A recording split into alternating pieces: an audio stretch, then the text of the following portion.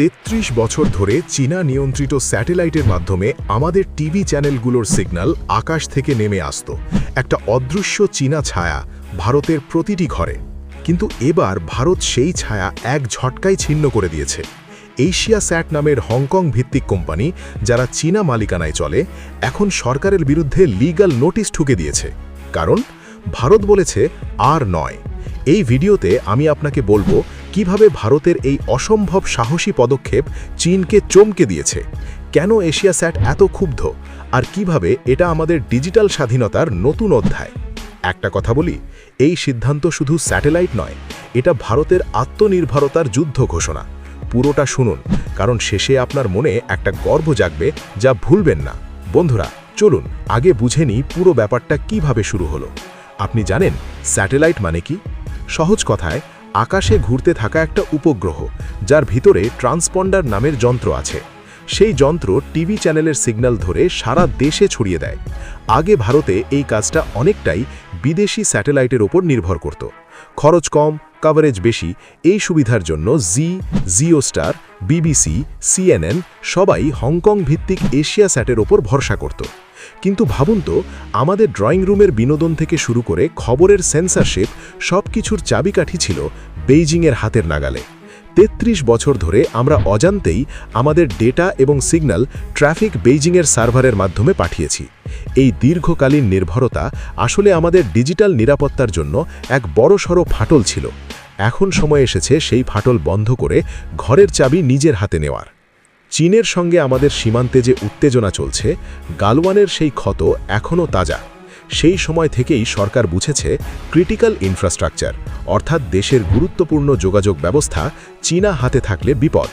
কল্পনা করুন, একটা যুদ্ধকালীন পরিস্থিতিতে যদি স্যাটেলাইটের সিগন্যাল বন্ধ হয়ে যায় বা গোপন তথ্য চলে যায়, এটা শুধু টিভি দেখার ব্যাপার নয়, এটা ডিজিটাল সার্বভৌমত্বের প্রশ্ন। শত্রু যখন আমাদের সীমানায় ওত পেতে বসে আছে, তখন তাদেরই মহাকাশ প্রযুক্তি ব্যবহার করা চরম বোকামি ছাড়া আর কিছুই নয়। আধুনিক যুদ্ধ শুধু কামানে লড়া হয় না, লড়া হয় সিগন্যাল এবং তথ্যের মাধ্যমে।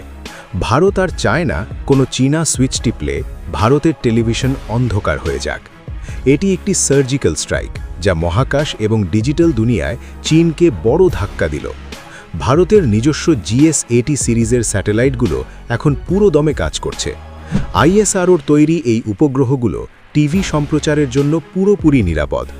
সরকারের নতুন নিয়ম স্পষ্ট: বিদেশি স্যাটেলাইট ব্যবহার করতে হলে আগে ইনস্পেসের অনুমতি লাগবে, আর চীনা মালিকানাধীন কোম্পানিগুলোর ক্ষেত্রে সেই অনুমতি আর দেওয়া হচ্ছে না।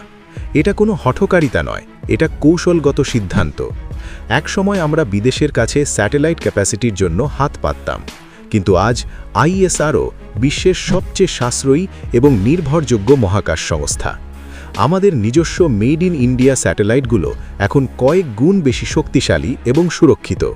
সরকার সাফ জানিয়ে দিয়েছে, ভারতের আকাশ সীমায় ব্যবসা করতে হলে ভারতের আইন এবং নিরাপত্তা মেনে চলতে হবে। বিদেশি দাপট দেখানোর দিন এখন অতীত। এশিয়া স্যাটের সঙ্গে অনেক চ্যানেলের লং টার্ম চুক্তি ছিল। তারা বলছে সরকার সেই চুক্তি ভঙ্গ করেছে, কিন্তু সরকারের জবাব স্পষ্ট: জাতীয় নিরাপত্তা চুক্তির ওপরে। এখন চ্যানেলগুলো ধীরে ধীরে GS-80 আর ইন্টেল স্যাটের মতো নিরাপদ স্যাটেলাইটে সরে যাচ্ছে। কোনো ব্ল্যাকআউট হবে না, দর্শকের কোনো অসুবিধা হবে না। এটাই ভারতের শক্তি, পরিকল্পনা করে এগোনো।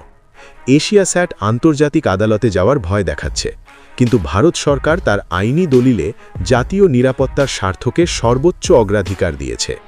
ব্রডকাস্টারদের স্পষ্ট জানানো হয়েছে যে চীনের সাথে কোনো বাণিজ্যিক সম্পর্ক রাখা এখন ঝুঁকির কারণ হতে পারে। ভারতের এই কঠোর মনোভাব দেখে এখন অনেক বিদেশি কোম্পানি তাদের বিনিয়োগের কৌশল বদলাতে বাধ্য হচ্ছে। আপনি যদি ভারতীয় হন, তাহলে কমেন্টে জয় শ্রীরাম লিখুন, আর অন্য দেশের বন্ধুরা আপনার দেশের নাম লিখুন। দেখি কতজন এই গর্বের সঙ্গে যোগ দেন। এবার আসল খবরের দিকে আসি বন্ধুরা।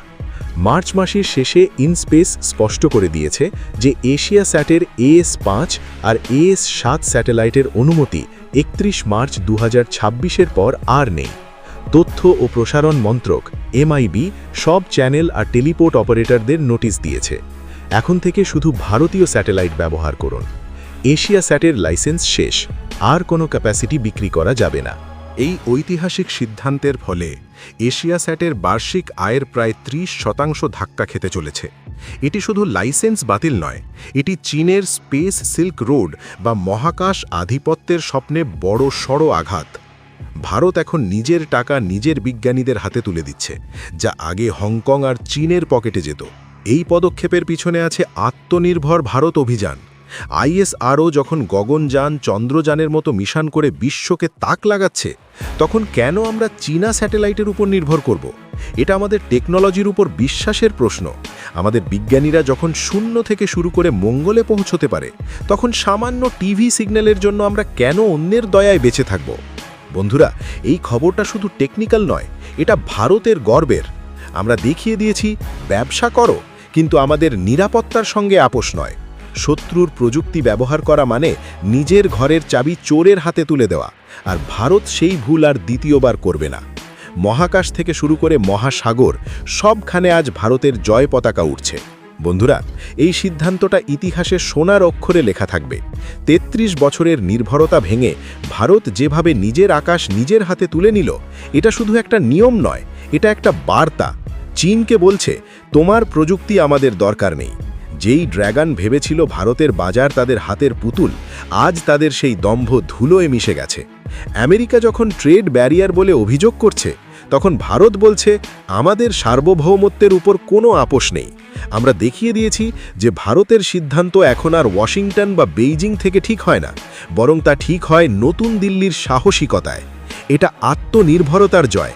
আমাদের মহাকাশ গবেষণা এখন আর শুধু গবেষণাগারে সীমাবদ্ধ নয়, এটি এখন ভারতের প্রতিটি সাধারণ মানুষের আত্মসম্মানের প্রতীক। আজকের ভারত আর আগের ভারত নয়, আমরা এখন স্পেস পাওয়ার। একসময় যারা আমাদের গরুর গাড়ির ছবি তুলে উপহাস করত, আজ তারাই ভারতের রকেট লঞ্চ দেখার জন্য লাইনে দাঁড়িয়ে থাকে। এই পদক্ষেপ যদি অন্যান্য ক্ষেত্রেও হয়, টেলিকম, ডেটা সেন্টার, তাহলে সত্যিই আমরা বিশ্বগুরু হব। ডিজিটাল ইন্ডিয়া তখনই সার্থক হবে যখন আমাদের প্রতিটি বাইট এবং প্রতিটি পিক্সেল হবে শতভাগ ভারতীয়। ভারতের এই ডিজিটাল স্বাধীনতা কি আপনার মনে গর্বের সঞ্চার করছে না? মনে রাখবেন, আপনার টিভির রিমোট এখন আর বেইজিংয়ের নিয়ন্ত্রণে নেই, বরং তা এখন গর্বিত এক ভারতীয় স্যাটেলাইটের সঙ্গে যুক্ত। এটি আমাদের মাটির তৈরি, আমাদের ঘামের তৈরি এক জয়যাত্রা। আপনারা কি মনে করেন, ভারতের এই মহাকাশ বিজয় কি চীনকে তার সঠিক জায়গা বুঝিয়ে দিল না? কমেন্টে বলুন। আসুন আমরা ঐক্যবদ্ধভাবে আমাদের বিজ্ঞানীদের কুর্নিশ জানাই। জয় হিন্দ, জয় ভারত।